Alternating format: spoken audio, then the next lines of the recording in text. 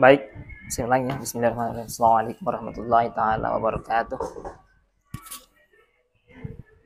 Alhamdulillah, salatu wassalamu ala rasulillah wa alihi wa sahbihi wa mawala amma ba'd.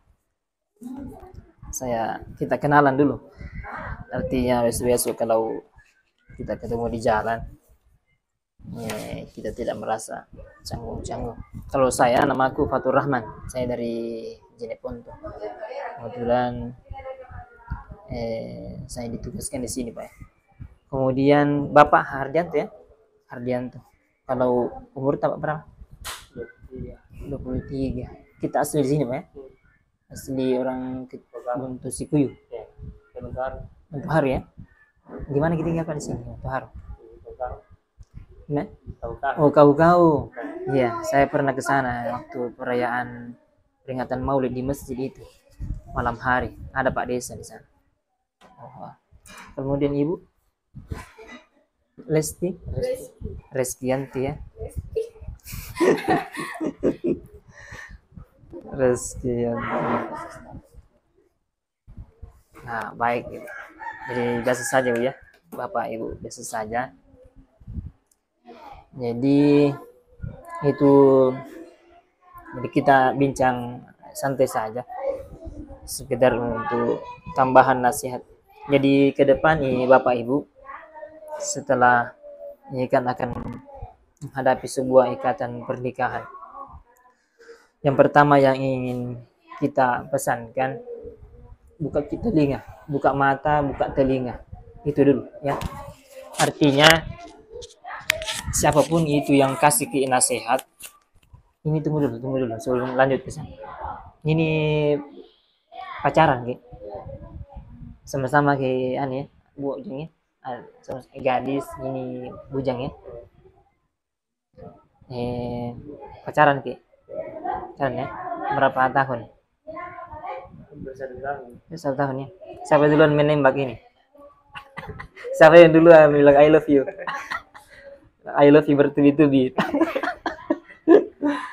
Tapi alhamdulillah, itulah bukti keseriusannya Bapak ini. Nah, bawa kita sini untuk mendaftar pernikahan. Jadi kalau Bapak yang duluan pamannya menembak, itu betulan. Bukan gombal belaka. Karena ada tuh laki-laki juga yang bilang I love you bertubi-tubi. Nah, bawa kiboncing ke sana kemari, tapi tidak ada buktinya. Tapi ini tahu Bapak bukti keseriusannya, ajak kita ke KUA. Ketemu di sini untuk menjadi pendamping tak setia seumur hidup. Baik, yang pertama yang saya sampaikan, saya lanjutkan tadi. Ke depan ini, setelah kita mendaftar di sini dan pernikahan, yang pertama yang saya sampaikan, buka mata dan buka telinga. Artinya, selalu membuka telinga untuk dinasihati. Siapapun orangnya, selama itu anu baik diajarkan ambil itu nasihat. Jangan menutup telinga dari nasihat-nasihat yang baik, karena terkadang itu sesuatu tidak terpikirkan tapi terpikirkan orang lain. Kalau saya tanya, kalau ada luka, ada buka, apa bahasa anunya di sini luka? Kalau ada luka itu loko ya. Kalau ada loko di belakang telinga, bagaimana cara untuk melihat loko itu sudah kuning-kuning kah, sudah bernanah kah? Bagaimana cara melihat loko itu? Di belakang telinga atau di belakang di sini? Nah, caranya itu melihat apakah sudah mengumbang, memerah, bernanah, menguning. Itu caranya ambil ke cermin. Toh. Satu di depan, satu di belakang. Baru lihat, oh sudah bernanah yang begini. Itu cermin, itu perkataannya, nasihatnya orang lain sama kita. Nasihatnya mama ta, mertua ta sama kita. Nah, kasih lihat begini luka ta. Kalau kita sendiri yang melihat tidak bisa. Jadi begitu ke depan. Kalau terkadang ada kekurangan ta, barangkali tidak bisa kita lihat kekurangan ta itu. Mungkin mertua ta, kalau nasihati buka mata, mungkin anu baik itu, bukan kerusakan untuk kita nasihati. Jadi begitu yang saya pesan ke yang pertama, buka telinga. biar anak kecil kalau itu anu baik ki ambil ki. Nah bilang orang jadi ponto mana anu sulur di pajana jangan pun bayau ale biar anu keluar di pantatnya itu ayam tapi dia telur ambil ki. Nah begitu itu yang pertama. Yang kedua itu pernikahan tidak selalu pasti sebahagi-bagi itu Nabi Muhammad SAW saja itu tauladan yang baik sekali. Laqad kana lakum fi Rasulillahi uswatun hasanah. Kalau ada pada diri Muhammad itu suri tauladan, tapi di dalam rumah tangga beliau juga itu orang yang paling mulia, ada masalah. Jangan mengira bahwa setelah menikah nanti semua masalah hilang. Enggak. Memang selesai satu masalah bahwa halal nih hubungan tak ibu Bapak Hardianto dengan Ibu Reskianti ya. Selesai sama satu masalah, tapi akan muncul masalah lain. Saat ini barangkali 24 jam waktunya Ibu Reskianti, 24 jam. Mulai dari subuh sampai malam sampai subuh lagi waktunya dan Ibu Reskianti ini 24 jam untuknya Bapak Reskianto. Dicucikan baju, pokoknya 24 jam apa mau ki panggil ke kamar, mau ki cucikan piring, nah pokoknya 24 jam waktunya ini Ibu. Tetapi itu bisa mungkin berlangsung hanya sekitar 1 tahun. Kenapa? Karena tahun depan, 2 tahun ke depan, 3 tahun ke depan akan muncul ada generasi 1, 2 orang, 2 orang, 3 orang. Nah sementara Ibu Reskianti ini tidak bertambah tangannya, tetap jadi 2. Ya toh? Ya bisa jadi suatu saat nanti ketiga nih anak tabuk terata, ada yang panggil mama mau kak makan, yang satu lagi pada waktu yang sama panggil mama mau mana bajuku mau habis sekolah. Nah yang ketiga itu yang terakhir yang bungsu bilang mama mau bela. Bapaknya juga mau makan. Nah 4 orang ini dalam waktu yang bersamaan padahal tangannya ini cerita tidak bertambah. Beda dengan sekarang ini 24 jam waktunya full. Pada saat yang seperti itulah dibutuhkan pengertiannya seorang bapak. Dibutuhkan kedewasaan. Makanya itu pernikahan itu ibarat dia mainan, bukan mainannya anak-anak, bukan. Mainannya orang dewasa. Berapa umur tadi? 23, Ibu? 23. Ya, sudah anggap dia dewasa lagi. Jadi 33 kita. Kita 23 ya. Bapak 33.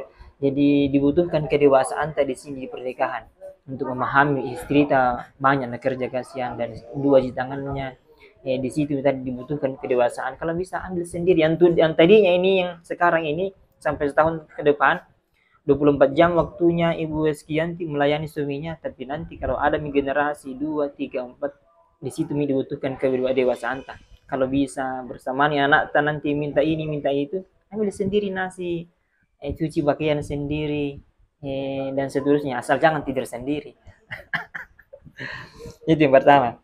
Jadi berangkat dari tadi bahwa pernikahan itu tidak selamanya jalannya mulus seperti jalan mulus ke Pamatata, aspal mulus-mulus saja. Terkadang itu jalan ke sana ke pernikahan itu ada masalah-masalah sedikit, ada jalan yang bengkok di kiri kanan, naik turun, jalan berkerikil, ada replik kaca, pecahan-pecahan kaca. Terkadang suami istri itu ada masalah-masalah.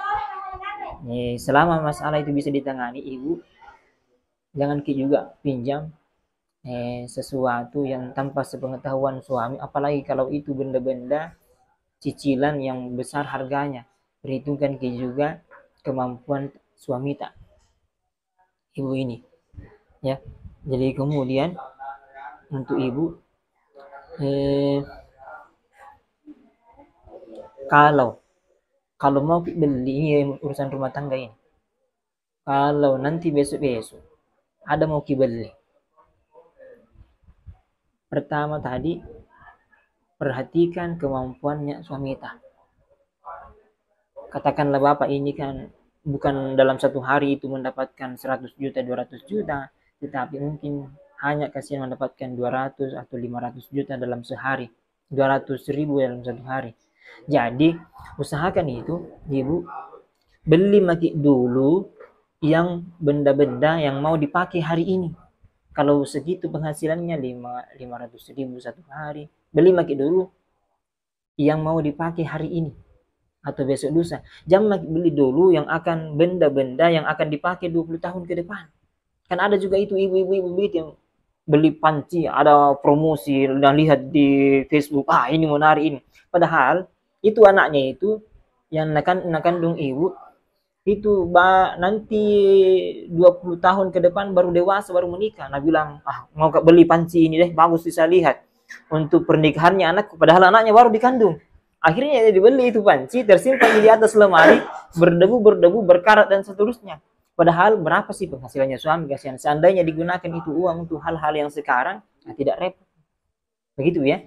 Jadi jangan dulu beli dulu hal-hal yang masih lama digunakan. Beli yang dibutuhkan sekarang. Jadi sekarang pernikahan itu tidak selamanya mulus perjalanan. Terkadang ada hal-hal yang membutuhkan kedewasaan. Karena memang itu tadi saya mengatakan bahwa pernikahan itu bukan mainannya anak-anak, tapi mainannya orang dewasa. Kemudian yang ingin saya sampaikan tentang pernikahan itu laki-laki ya, yang harus tahu juga ibu, itu laki-laki ibu, dia makhluk visual. Itu makhluk visual, nggak sukai yang cantik-cantik, nggak sukai pemandangan yang indah.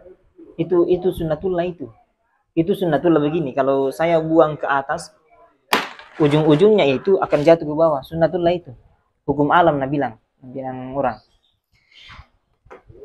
itu sunnatullah, bahwa laki-laki itu makhluk visual, nggak suka yang cantik-cantik.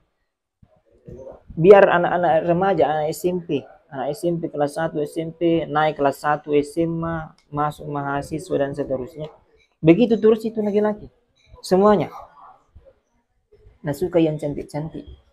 Artinya begini, jangkit nanti kan ada juga cewek begitu, waktunya masih cewek, banyak sekali macam-macam bedak nah pakai, macam-macam bedak habis nih, ada Pond's, Cepuk, Labella, Aloe Vera, She, Oriflame, Citra, Pexi, Garnier, Viva, Pigeon, ada semua itu di dekat pinggir kamarnya.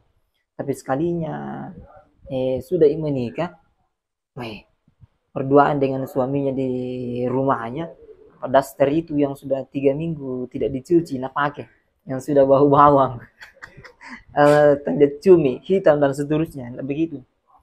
Makanya itu ada faktor yang membuat suami itu tidak betah di rumah dan sering melihat-lihat cewek-cewek di luar.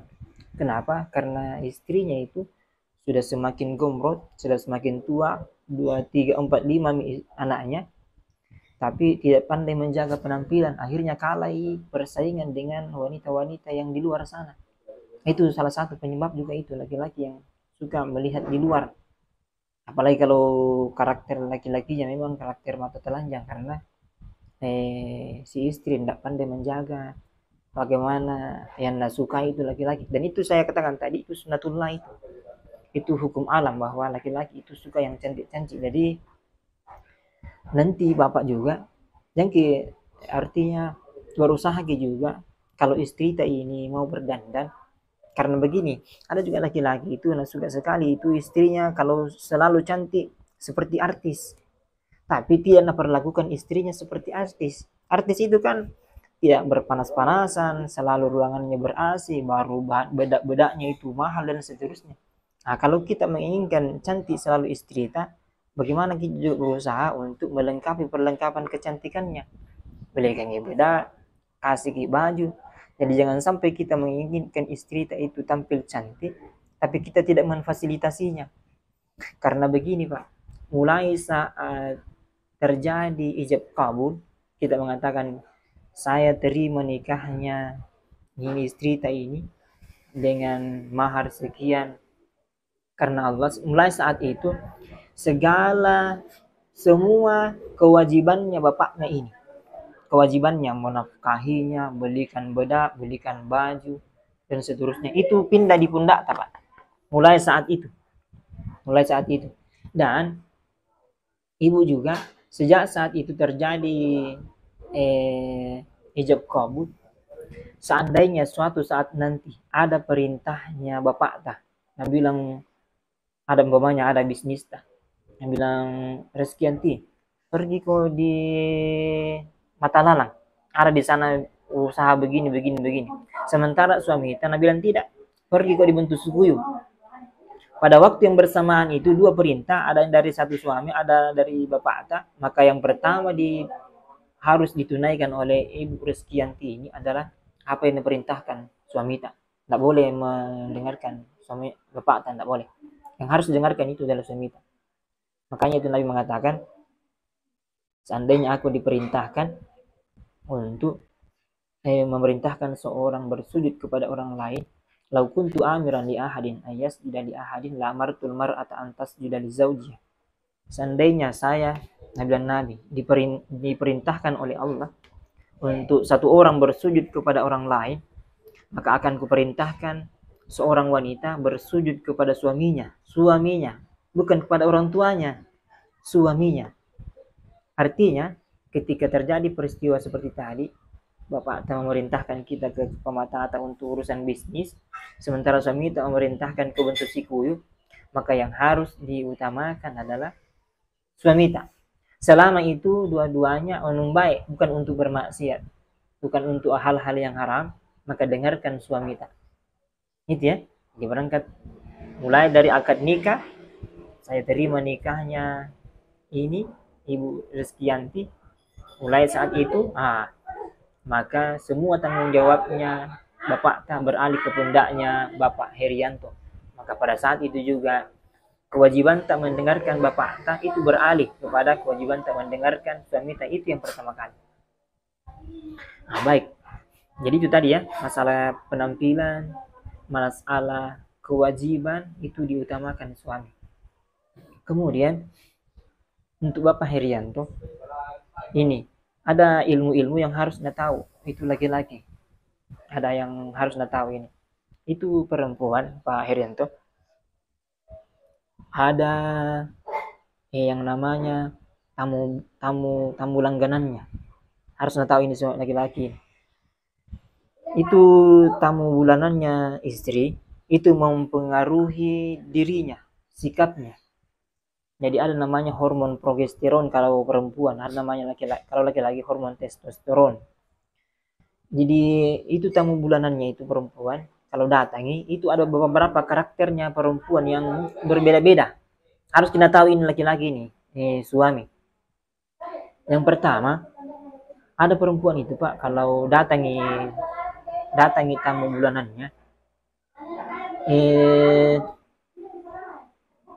balusi kita balang orang Jepang punto. Apa bahasanya di sini kalau balusi?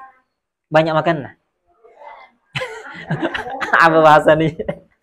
Kalau ada perempuan, kalau datangi tamu bulanannya itu ada jenis perempuan. Kalau datangi tamu bulanannya, kalau dalam keadaan normal dia hanya bisa makan, dia makan itu hanya satu piring. Tapi kalau datangi tamu bulanannya, itu bisa habis sampai 3 piring. Balusi kita banyak orang jadi ponto itu. Balus balalai pada tangan re. Jadi satu-satu nanti kalau pergi di Makassar umpamanya masuk di restoran mahal, nah minta ki 3 porsi, nah habiskan istri kita ini 3 porsi, jangan kaget, jangan marah-marah, balala. Jangan langsung marah, jangan langsung, karena bisa berdampak negatif ke psikisnya ibu. Cross check dulu. Karena ada sejenis wanita itu yang begitu perumahannya itu kalau datang bulan balusi banyak makan. Siapa tahu ini calon istri sudah belum menikah itu, baru calon kan, yang baru calon. Siapa tahu calon istri itu ini salah satu wanita yang memiliki karakter yang seperti itu. Tapi saya tidak tanya sekarang Bu, karena itu rahasia. Jadi cross check dulu, siapa tahu dia sedang datang tamu bulanannya. Yang kedua, ada jenis wanita itu yang kalau datangi tamu bulanannya itu sakit perutnya dan sakit sekali katanya orang ini, saya juga belum pernah merasakan, jadi bilang katanya. Dan itu di pelajaran itu ada, di pelajaran di sekolah. Jadi itu dinding rahimnya itu luntur ke bawah, luntur itu dinding rahim di situ yang menempel itu hormon yang tidak dibuahi luntur dan itu membuat sakit di perutnya. Jadi besok kalau ada tamu umpamanya bapak ini ada tamu pokoknya teman bisnis tak apa, saya mohon maaf ini bukan berusaha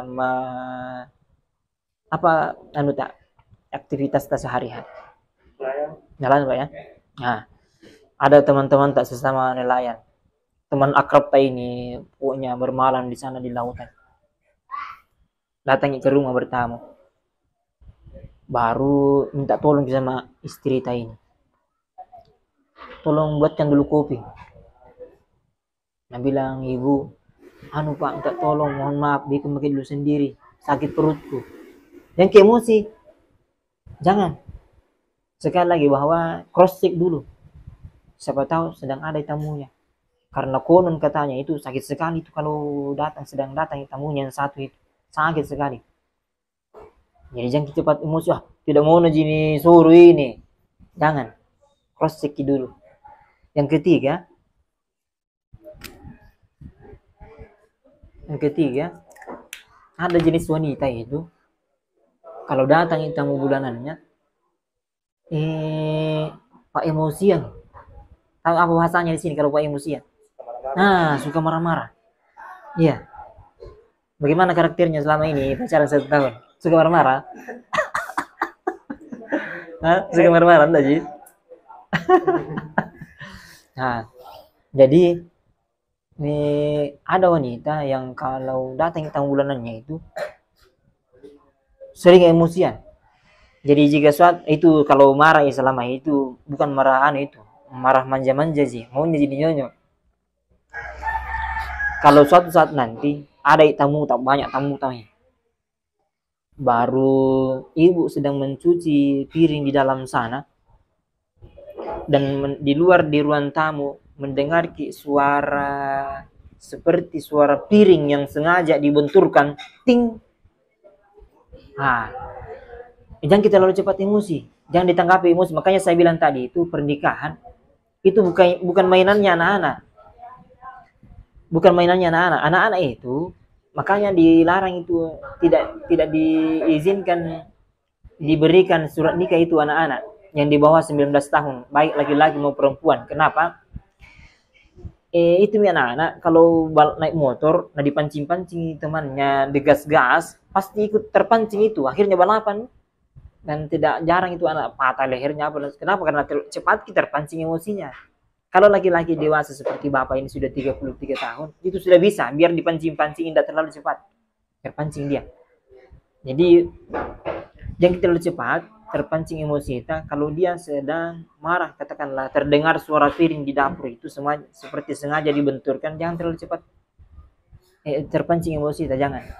Kenapa? Karena cross check dulu, bisa jadi sementara datang tamu bulanannya. Karena itu salah satu karakter yang biasa menjangkit ke seorang perempuan. Jadi ilmu menikah pak ya. Menikah itu bukan hanya 1 hari 2 hari, tidak, perjalanan panjang ini.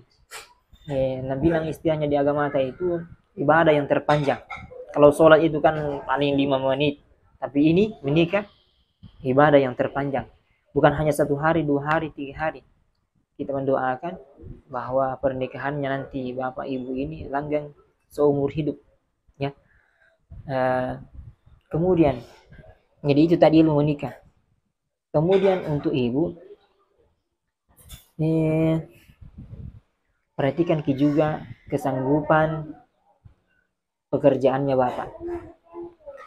Artinya kalau nak kasih ki 100.000 200.000 itu disyukuri ibu ya, disyukuri ki 200.000. Apalagi saya lihat nelayan di sini kan, kalau saya ke pelelangan ingat di sini itu terbilang, kalau saya bandingkan di Jeneponto itu ikan di sini terbilang murah, terbilang murah. Di Jan Ponte itu kalau kalau di sana pelelangan ikan itu kalau sekitar 20.000 banyak nih, 20.000 itu. Jadi kon teman saya itu yang di Bonerate itu, yang di pulau, yang ditugaskan di pulau, itu biasa uangnya bahkan tidak keluar untuk belanja karena begitu. Dia banyak bersahabat dengan nelayan. Jadi ibu perhatikan juga penghasilannya suami, ya. Artinya penghasilannya suami itu kan kak saya tadi bilang tadi itu ikan tadi di sini terbilang murah. Itu butuh beberapa waktu untuk mengumpulkan 200.000, 300.000 dan sekian ratus ribu untuk mendapatkan 1 juta, katakanlah seperti itu. Jadi kebutuhan-kebutuhan yang utama dulu yang dibeli. Kalau ada nanti anak yang paling utama dulu beras apa dan seterusnya, panci-panci yang akan dibeli nanti, yang akan dipakai nanti 5 tahun 10 tahun yang akan datang, jangan dulu. Yang akan dipakai sekarang saja dulu. Kemudian syukuri itu pemberiannya suami. Kenapa?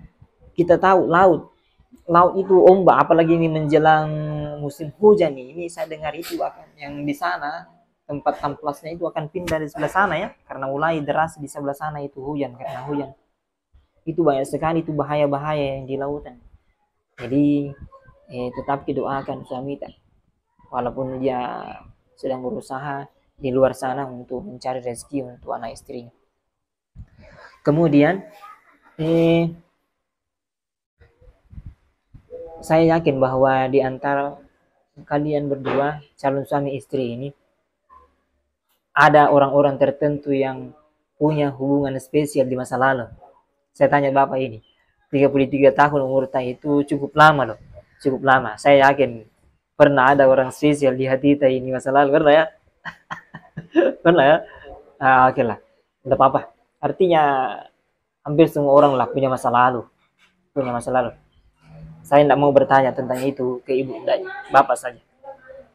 Saya ingin mengatakan seperti ini.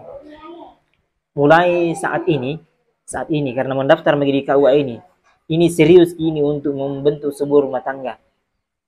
Keseriusan itu harus komplit, jangan setengah-tengah serius. Serius itu betul-betul.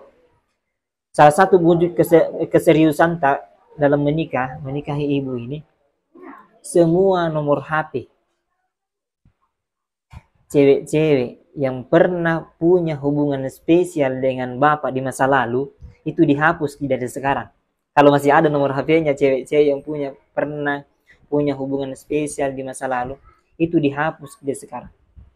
Dihapus. Itu bentuk keseriusan tak? Betul-betul serius. Begitu juga dengan ibu. Kalau ada laki-laki di masa lalu tak pernah pernah ada bercokol di hati tak, dan tersimpan nomor HP-nya di HP tak sampai saat ini, saya mewakili keluarganya suami tak.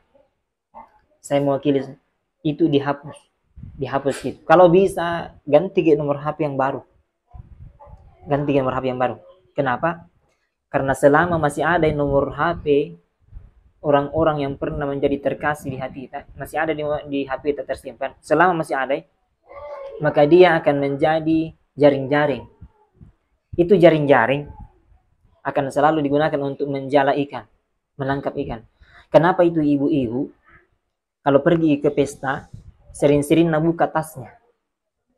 Karena rata-rata ibu-ibu bawa cermin. Ibu-ibu itu suka kalau pesta itu sedikit-sedikit cermin. Nah, lihat penampilannya tahu. Jadi salah satu yang membuat ibu-ibu itu buka tasnya karena ada cermin di dalam.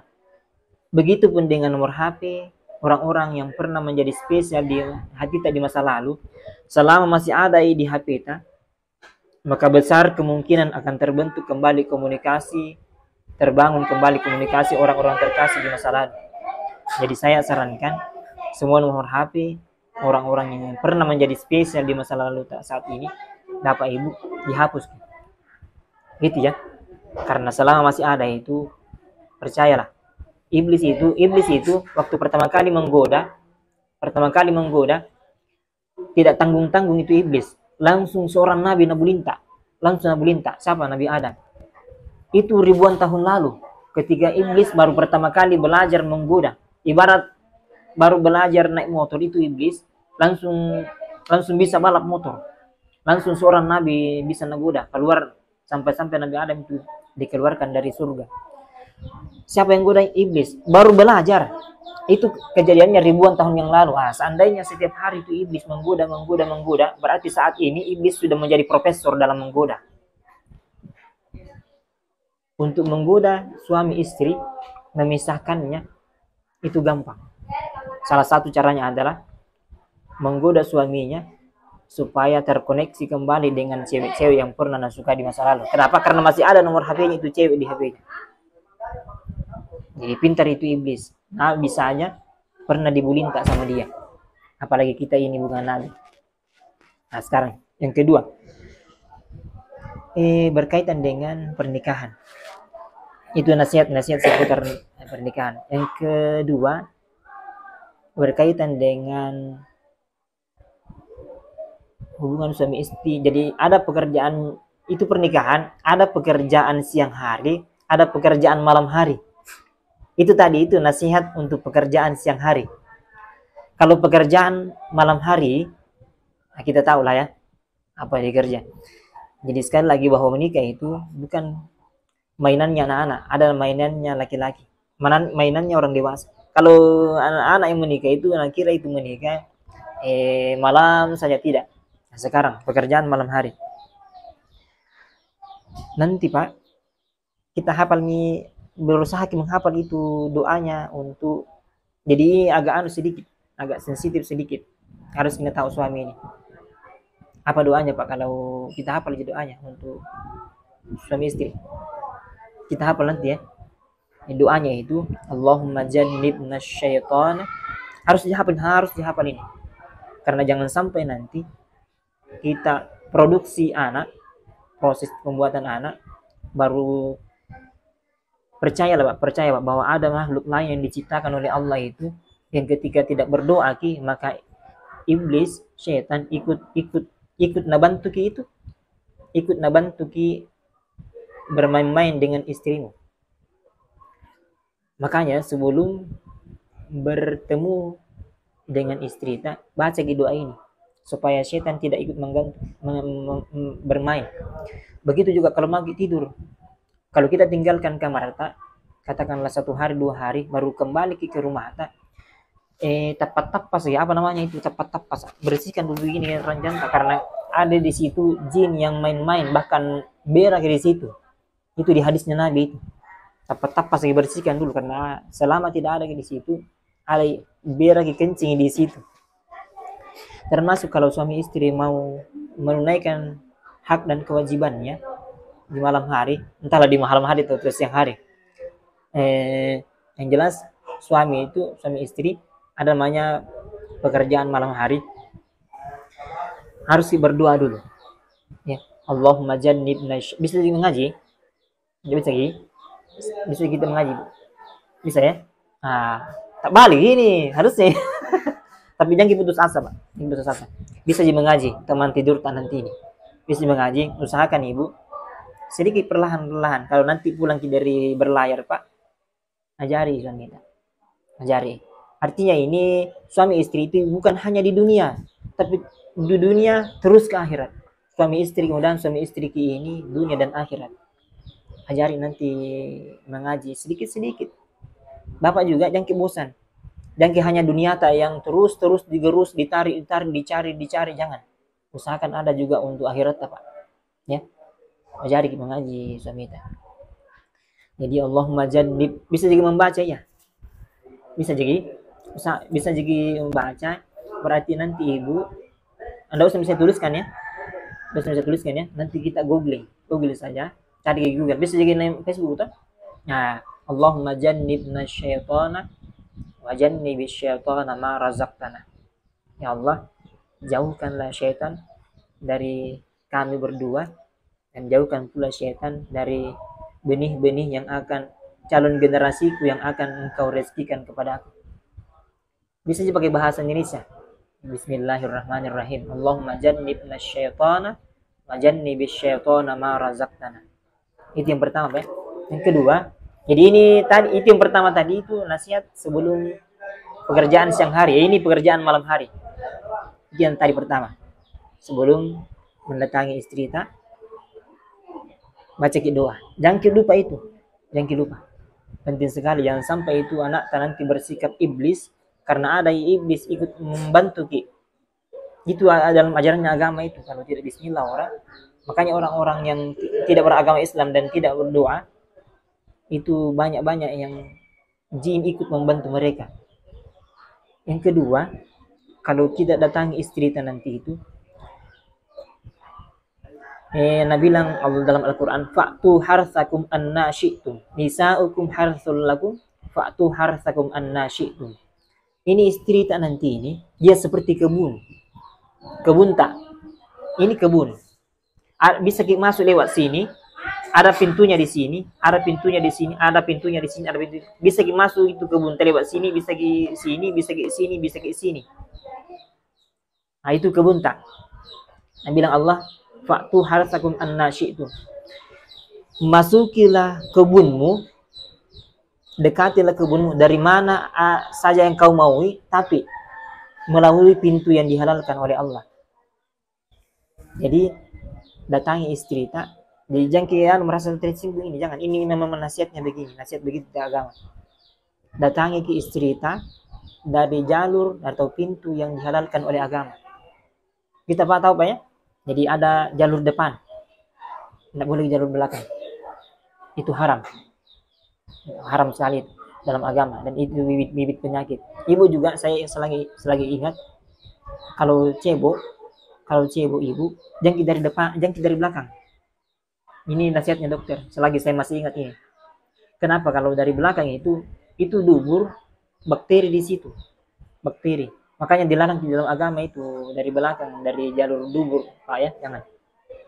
Jadi kalau cebok ibu harus dari arah depan, cebok.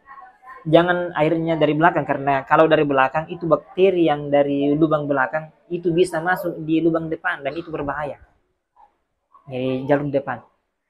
Jadi itu Pak ya, dilarang di dalam agama. Bisa jadi dari belakang, tapi dari jalan yang depan. Ini harus saya sampaikan ini, karena jangan sampai bilang nanti jadi tahu di dalam agama itu, karena tidak sampai yang juga pemimpin dulu. Yang ketiga, tidak boleh mendatangi istri dalam beberapa waktu. Pertama, dalam keadaan haid. Yas'alunaka 'anil haid, qul huwa adza. Sampaikan ketika umatmu Muhammad bertanya tentang haid, qul huwa adza. Sampaikan nih bahwa itu kotor. Wanita istri kita dalam keadaan kotor kalau dia haid. Jangan datangi dia ketika dia dalam haid. Ya, nah sekarang bagaimana kalau dia begini Bu? Laki-laki itu setiap 3 hari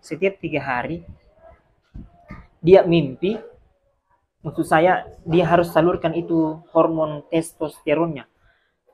Itu kalau tidak tersalurkan ini naik di kepalanya. Harus tahu ini perempuan. Harus tahu. Kalau tidak tersalurkan ini naik di kepalanya dan itu bisa emosi, memukul apa dan seterusnya. Harus kita bisa, makanya Nabi itu kalau seorang istri biar mau pergi, biar sementara ada di atas kudanya dan suaminya minta haknya untuk dilayani di kamar, turun ki, layani suamita. Nah, itu saking pentingnya, karena itu laki-laki yang tidak merasakan perempuanmu, hanya laki-laki. Ya setiap 3 hari itu ada tempatnya di dalam itu sperma, itu lumpai, meluap keluar. Dan kalau tidak tersalurkan ini, itu pusing suami itu. Makanya ketika seorang istri sedang haid, bagaimana cara melayani suamita? Pokoknya Nabi bilang di kitab itu, mau dijepit ke suami, mau dijepit di sini di paha, di ipata, di pahata, terserah. Yang jelas dilayani suamita. Tapi jangan melalui jalur yang satu itu. Layani suamita. Bagaimana caranya supaya dia terpuaskan? Ini kewajibannya istri. Harus tahu caranya ini. Jadi Itu dalam ilmu kesehatan. Makanya laki-laki itu kalau tidak tersalurkan biasa keluar ki bahasa isarunya kalau tidur. Karena ada tempatnya di dalam itu meluap ki, dan itu setiap 3 hari. Setiap 3 hari di hari itu kalau tidak tersalurkan, kalau orang ada istrinya bisa emosi. Makanya kalau sedang ibu sedang haid, bagaimana cara, pokoknya baca-baca di Google. Sekarang ada di internet, baca-baca gimana caranya memuaskan suami dan istri sedang dalam keadaan haid. Nah, itu ya. Yang kedua, jadi dalam keadaan haid tidak boleh melayani suami dengan cara yang satu itu, pakai cara lain. Pokoknya Aisyah itu istrinya Nabi, kalau dia sedang haid, dia kencangkan kain di kemaluannya dan siap bertarung, tapi untuk yang jalur yang satu itu tidak boleh. Dan dia kreatif, bagaimana kreativitas untuk melayani suami. Yang kedua, tidak boleh memaksa istri melayani melalui jalur yang satu itu kalau dia dalam keadaan nifas. Pakai nifas. Apa itu nifas? Nifas itu kalau sudah melahirkan, dan itu sekitar 40 harian. Ya, bisa jadi artinya belum kuat tempat keluarnya anak. Jadi baru-baru melahirkan, tidak boleh dipaksa istri, itu dilarang dalam agama itu. Masih mengucur darah haidnya. Tidak boleh. Jadi tergantung bagaimana kami nanti istri ibu ini untuk berkreasi, bagaimana kreativitasnya untuk melayani suami, karena suami itu harus tetap layani. Saya bilang tadi itu dalam ilmu medis itu 3 hari itu full dalam tempatnya itu spermanya, dan itu harus tersalurkan. Jadi walaupun nanti ibu tidak bisa melayani suami kalau sudah melahirkan dengan cara yang satu itu, tetap dilayani bagaimana caranya memuaskan suami. Kemudian dalam keadaan berhaji atau ihram, tidak boleh melayani suami dengan cara yang sesuai dengan syariat. Kemudian sampai di sini ada pertanyaan Ibu? Ada pertanyaan? Jadi begitu banyak itu aturan-aturannya, lebih tebal daripada buku-buku ini. Kalau aturan dalam berumah tangga begitu banyak. Tapi saya kira sekian dulu. Saya kira nanti akan ada nasihat itu menjelang pernikahan. Jangan bosan Pak ya kalau saya nasihati begini, karena sekali lagi bahwa mungkin tidak terpikirkan ilmu-ilmu yang kita dapatkan selama ini, tidak terpikirkan. Mungkin saja apa yang saya sampaikan itu bisa bermanfaat untuk kedua ibu bapak ini. Saya berharap mewakili keluarga atau berdua bahwa nanti langgeng kalau ada apa-apa komunikasikan. Ibu juga kalau ada masalah dengan bapak, satu juga jangan bilang sama mama kalau ada yang kita tidak suka sama bapak, jangan bilang sama mama jangan. Siapa yang kita tempatnya melapor, nasihati dulu. Salah satu kelemahannya laki-laki itu Ibu, kalau marahi langsung peluki, biar tidak mau peluki. Insya Allah itu reda marahnya itu. Langsung peluki, kalau tidak mau pukul, bagaimana caranya? Yang kedua, kalau tidak berhasil jangan telepon mama salah. Teleponi mamanya, mertua Kalau kita telepon mama pasti nabela Tapi kapan nabela bermasalah dengan menantunya. Jadi caratan nanti telepon mama itu anak itu tojo lagi itu. Nah, begini. Jadi telepon mertua nanti mertua yang nasihati anaknya, karena anaknya memang dia mamanya itu yang paling tahu bagaimana karakternya atau apa yang nasukai anaknya, karena sudah nakandung 9 bulan. Anaknya itu mamanya itu yang dengan bapaknya yang mereka satu rumah selama bertahun-tahun. Jadi mamanya dan bapaknya paling tahu karakternya, apa yang nasukai, apa yang tidak nasukai anaknya, bagaimana solusinya kalau ada masalahnya. Jadi mata itu telepon. Begitu juga sebenarnya kita. Kalau ada bermasalah dengan ibu marah-marah, tojo mamanya, yang kita telepon mata. Karena selama ini menurut hasil penelitian, yang paling banyak bermasalah itu adalah istri dengan mertua perempuan. Kalau ikut ki dengan kita, nah serumah dengan mertua perempuannya, hati-hati. Lebih baik kita yang tinggal di rumahnya, karena jarang-jarang terjadi clash antara suami dengan mertuanya, jarang gitu. Tapi yang banyak clash itu perempuan dengan ipar perempuannya dan mertua perempuannya, itu yang banyak.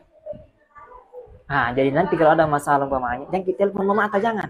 Telepon mertua tak yang perempuan. Mama, itu anak teh itu sudah tojo-tojo lagi. Tidak aku belikan emas karena belum cukup uangku, tapi marah-marah deh dan aja gak bicara ini 1 minggu. Telepon mertua tak. Karena mertua tak yang paling tahu apa yang nasukai, bagaimana caranya, solusinya, jalan keluarnya. Kalau selama ini, karena kan sudah dikandung selama 9 bulan. Selama ini dibesarkan sama ibunya, jadi ibunya paling tahu jalan keluarnya. Kalau bagaimana, kalau tojo-tojo sementara marah-marah ini istri. Saya kira sekian dulu untuk kesempatan kali ini. Mudah-mudahan bermanfaat sekali ini Pak ya. Mudah-mudahan bermanfaat. Sekali lagi kembali ke nasihat awal. Buka telinga. Jangan merasa bosan dinasihati. Apalagi yang menasihati hati itu adalah mertua tak. Dengarkan baik. Kalaupun kita tidak setuju, dengarkan saja. Dengarkan saja. Walaupun kita tidak melakukannya, dengarkan. Bisa jadi apa yang dinasihatinya itu ada benih-benih yang bisa menginspirasi. Karena terkadang itu kita terinspirasi memikirkan sesuatu itu karena nasihatnya orang lain. Begitu ya. Selamat barakallahu lakuma wa baraka alaikuma wa jama'a bainakuma fi khair. Assalamualaikum warahmatullahi wabarakatuh.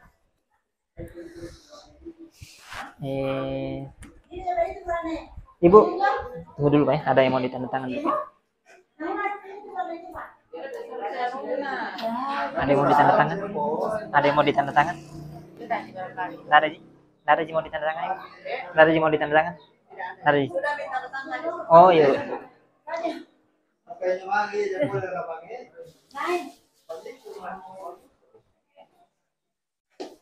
Oke, baik. Selesai. Selesai istirahat.